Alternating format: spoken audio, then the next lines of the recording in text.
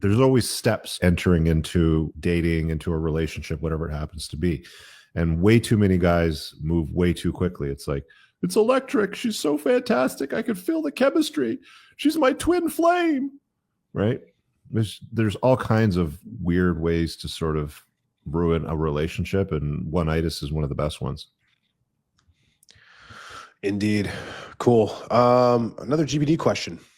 I love getting these because GBD, frame, all this stuff. Like, this is stuff that I love to talk about because it's just so bastardized. Like, half the people don't even know what the hell they're talking about. So guy goes, I'm 3 months out of a relationship with my ex who was actually diagnosed with BPD, which is interesting because a lot of dudes love to say their ex is BPD, but it's just because it's like she doesn't like you anymore, so therefore she's BPD. Like, most likely she's not BPD. She's narcissistic or something. They definitely aren't that, right? Like, every chick on Ladies Night is like, yeah, my ex is narcissistic. It's like statistically impossible, but I digress.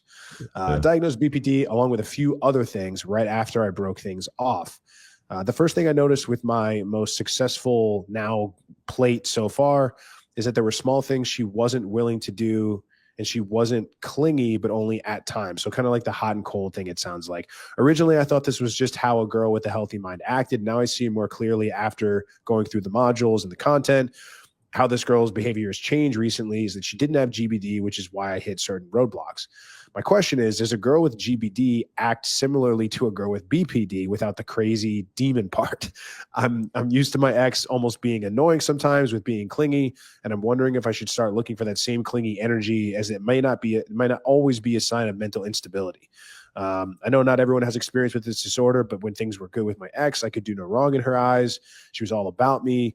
But sometimes when her next trigger came and she was telling me I was a terrible guy, she was very, very hot and then ice cold. So BPD and GBD, are there any similarities, any sort of things we can connect there? And what are they, if so?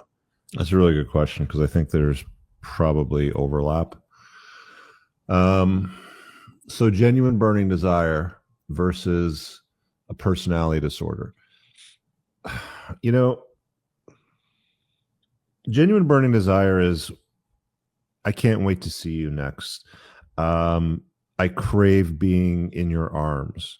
I'm going to make you dinner on Friday night. What would you like? You know, stuff like that. I think personality, disorder is, if anything ever happened to you, I would kill myself. Yeah, like if you ever broke up with me, like I would kill myself. I would slash your really tie. good one, because I actually had a chick fucking do that. Like, I had a chick call me once. I was in my 20s, and I was renting, like, me and my buddy were renting rooms from another friend of ours from high school, from his mom, because he just come up from California, and my family moved back to England. And I remember sitting there, and I answered the phone, and she's like, yeah, I just said, I'm just calling to say goodbye. And I'm like, okay, bye. Whatever. Like, I already broke up with you. Like, why are you calling? No, I'm going to kill myself. I'm like, oh, fuck, here we go. Right. So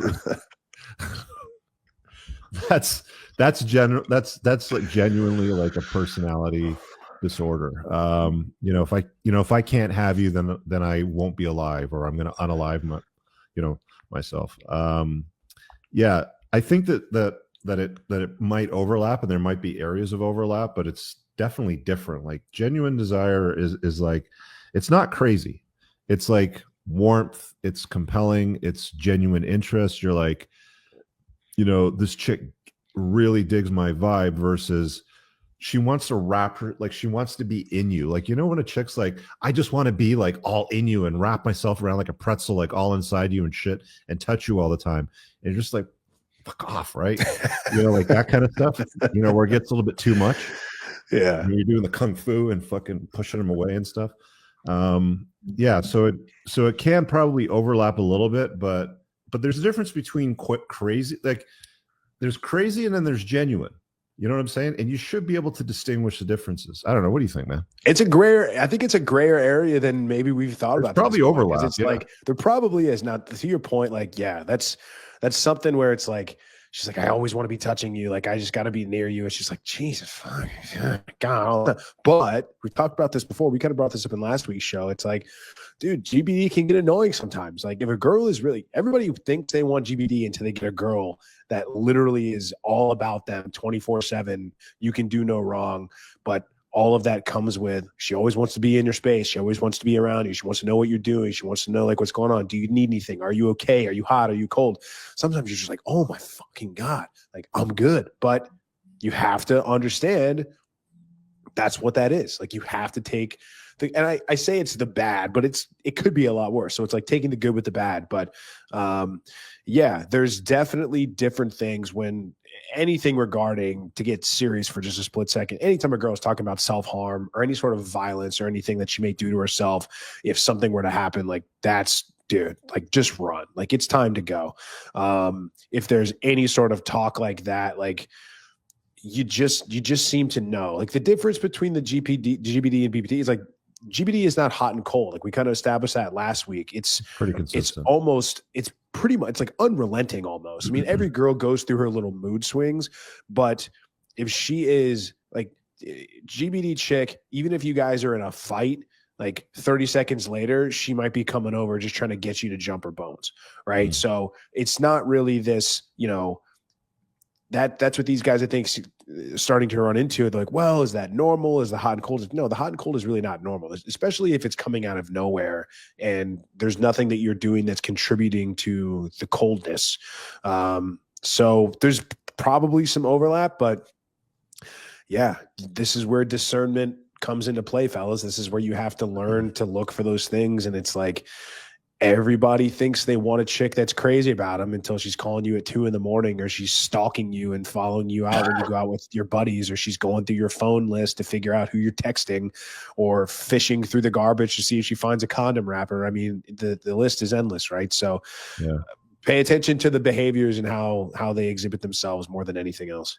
I think that genuine desire will end up manifesting itself into she's a complement to your life. She enriches your life. She betters your life. You're probably going to find, like, if you're tracking her cycle, like when she's ovulating, she's gonna be like, I'm ovulating, like I want you right now, sort of thing. Like that's all fine and normal. It's just like when the shit gets crazy and there's and it turns from usefulness to chaos, you know, if I can put it that way.